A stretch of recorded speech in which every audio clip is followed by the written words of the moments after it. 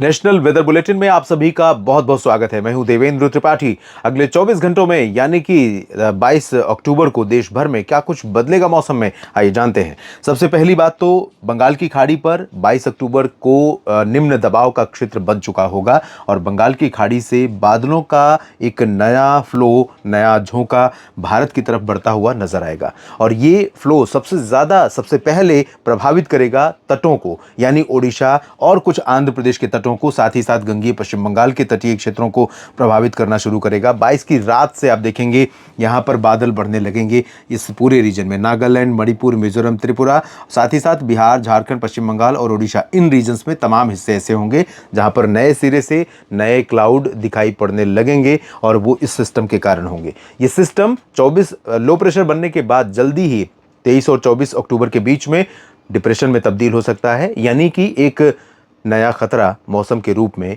आने वाला है, ऐसा लग रहा है। और अगर ये उत्तर की तरफ आता है तो भले डिप्रेशन की इंटेंसिटी में साइक्लोन भले ना बने, लेकिन अगर ये बिहार या ओडिशा और पश्चिम बंगाल की तरफ से एंटर करता है तो बिहार, झारखंड, पश्चिम बंगाल के तमाम इलाकों को काफ़ी प्रभावित करेगा। और ये तो वही विडंबना हो गई, बिहार और झारखंड, पश्चिम बंगाल और उत्तर प्रदेश की बात करें तो उस समय बरसात हो रही है या होने की संभावना बन रही है, और वो भी तेज़ हवाओं के साथ जब इसकी ज़रूरत नहीं है। का वर्षा जब कृषि सुखाने, ये बहुत ही प्रचलित लाइन है जो आमतौर पर बोली जाती है तमाम देश के तमाम कृषि क्षेत्रों में, कृषि प्रधान राज्यों में, जहां पर बरसात पर काफ़ी हद तक खेती निर्भर होती है, जिसने अभी तक मानसून में बहुत ज़्यादा परेशान किया, बारिश नहीं दी, ड्राई वेदर रहा, और अब उस समय बरसात हो रही है जो किसी तरह से किसान भाइयों ने अपनी मेहनत से, अपने खून पसीने से अपनी खेती को सींच कर, अपने खेती को संभाल कर रखा था। तो खैर, ये तो प्राकृतिक घटनाएं हैं जिन पर हम लोगों का वश नहीं है। हम क्या कर सकते हैं कि इसके पहले तैयारी कर सकते हैं। तैयारी किस प्रकार से कि अगर आपकी खेती मैच्योर हो चुकी है और कटाई की अवस्था में है तो इसका खतरा देखते हुए जितनी जल्दी हो सके खलिहान या खेत से फसलों को अपनी सुरक्षित जगहों पर पहुंचाएं। खुले में अनाज पड़े हैं तो उनको हटाएं। ये सब तैयारियां कर सकते हैं। दक्षिण भारत में तमाम इलाकों में, मध्य भारत में तमाम हिस्सों में, साथ ही साथ उत्तर भारत में भी बहुत कुछ बदल रहा है, ट्रांजिशन फेज चल रहा है। तो इन परिस्थितियों में देश भर में कैसा मौसम 22 अक्टूबर को दिखाई पड़ेगा, आइए जानते हैं। 22 अक्टूबर तक इस सिस्टम का सीधा असर गंगीय पश्चिम बंगाल या उड़ीसा और झारखंड, बिहार या पूर्वोत्तर पर बहुत ज़्यादा नहीं दिखाई पड़ेगा। 22 की रात से ज़रूर असर पड़ना शुरू होगा, लेकिन 23 को इसका इम्पैक्ट दिखेगा। यहाँ पर फिलहाल नागालैंड और मणिपुर, मिजोरम, त्रिपुरा में तमाम जगहों पर इसी के चलते बारिश बढ़ रही है और मेघालय में कुछ स्थानों पर बारिश बढ़ रही है। लेकिन असम, अरुणाचल, सिक्किम, उपहिमालय पश्चिम बंगाल, यहाँ पर ड्राई वेदर रहेगा और गंगीय पश्चिम बंगाल, ओडिशा और झारखंड, बिहार, यहाँ पर भी शुष्क मौसम रहेगा। लेकिन रात आने से पहले कोलकाता, अलीपुरद्वार, दीघा समेत तमाम जगहों पर, सुंदरबन डेल्टा का जो रीजन है, बारीपादा, कटकपुरी, पारादीप, केंदुझर, राउरकेला, यहाँ पर तमाम इलाकों पर बादल आने लगेंगे। रांची, जमशेदपुर, देवघर और भागलपुर, किशनगंज, पुणे, अररिया, यहाँ पर भी बादल दिखाई देने लगेंगे। ये पेरीफेरी इसकी रहेगी इस तरह से। शाम या रात तक आप देखेंगे यहाँ पर बादल आने शुरू हो जाएंगे। बरसात भले इन तटीय क्षेत्रों पर ना आए, लेकिन 23 अक्टूबर से यहाँ तटों पर ठीक ठाक बारिश शुरू हो सकती है। फिलहाल इसके आगे बढ़े, हम उन रीजन्स की बात करें जहाँ पर काफ़ी दिनों से बरसात नहीं हो रही, हवा का रुख बदला हुआ है, तो उत्तर प्रदेश के तमाम इलाकों में वाराणसी, सोनभद्र, मिर्ज़ापुर, भदोही, जौनपुर, प्रतापगढ़, प्रयागराज, अयोध्या, गोरखपुर, लखनऊ, कानपुर नगर, कानपुर देहात, देवरिया, बस्ती और साथ ही झांसी, ललितपुर समेत आगरा, अलीगढ़, मथुरा, गौतम बुद्ध नगर, बुलंदशहर, मेरठ, मुरादाबाद, सहारनपुर, रामपुर, बरेली, इन सभी जगहों पर ड्राई वेदर रहेगा। और यहाँ पर पूर्वी हवाओं का फ्लो रहेगा, यहाँ पर पश्चिमी हवाओं का फ्लो रहेगा, यानी पश्चिमी उत्तर प्रदेश में वेस्टर्ली चलेगी, पूर्वी उत्तर प्रदेश में ईस्टर्ली चलेगी। तो दोनों जगहों के मौसम में बहुत वेरिएशन रहेगा।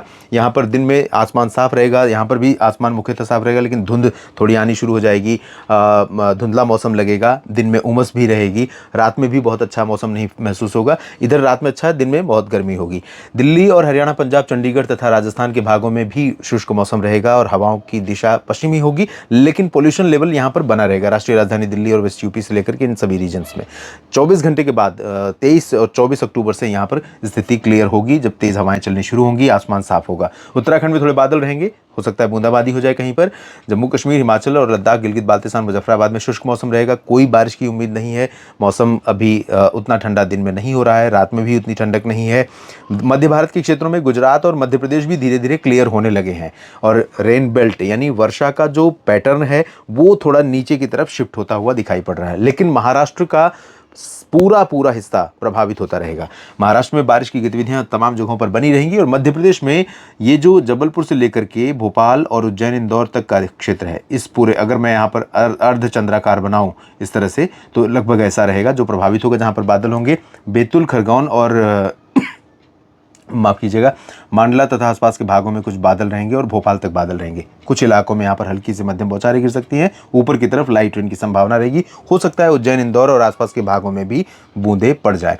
गुना, ग्वालियर, टीकमगढ़, दतिया, भिंड, मुरैना और रीवा, सीधी, सिंगरौली, उमरिया, इन सभी भागों में शुष्क मौसम रहेगा। नीमच, रतलाम में भी बारिश की संभावनाएं नहीं है। गुजरात में तो आप देख ही रहे हैं कि बिल्कुल साफ मौसम नजर आएगा। 24 घंटे तक साफ रहेगा, उसके बाद फिर से यहाँ पर बादल आने शुरू हो सकते हैं।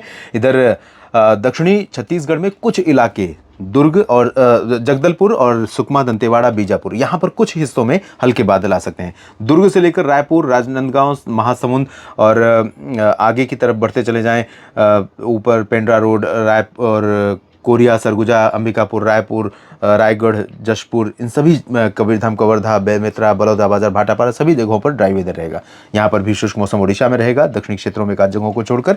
इसके बाद महाराष्ट्र में विदर्भ, मराठवाड़ा, मध्य महाराष्ट्र और कोंकण, गोवा में सभी जगहों पर बरसात होगी। विदर्भ में अच्छी बारिश हो सकती है। नागपुर से लेकर चंद्रपुर, गढ़चिरौली, भंडारा, गोंदिया, अमरावती, अकोला, वर्धा, यवतमाल में तमाम जगहों पर, अकोला, इधर सांगली, सतारा, कोल्हापुर से लेकर नासिक तक अच्छी बारिश की संभावना है। पुणे में भी बरसात हो सकती है। नांदेड़, बीड़, जालना, हिंगोली में भी बारिश जारी रह सकती है। तो महाराष्ट्र में अभी चुनौतियां किसान भाइयों आपके लिए खत्म नहीं हुई हैं और यहाँ पर सावधान जरूर रहिए। मुंबई से लेकर सिंधुदुर्ग के बीच में और गोवा के बीच में लाइट रेन की संभावना, इंक्लूडिंग रत्नागिरी, और दक्षिण भारत में पूरा का पूरा कर्नाटक का रीजन प्रभावित होगा। दक्षिणी आंतरिक कर्नाटक के क्षेत्रों में आप देख सकते हैं इंटेंसिटी काफ़ी तेज़ रहेगी। और इधर रायलसीमा में कई जगहों पर बरसात हो सकती है। तमिलनाडु में बारिश की संभावना रहेगी लगातार। रायलसीमा और तटीय आंध्र प्रदेश, तेलंगाना, यहाँ पर कुछ हिस्से ऐसे होंगे जहाँ पर बरसात होगी।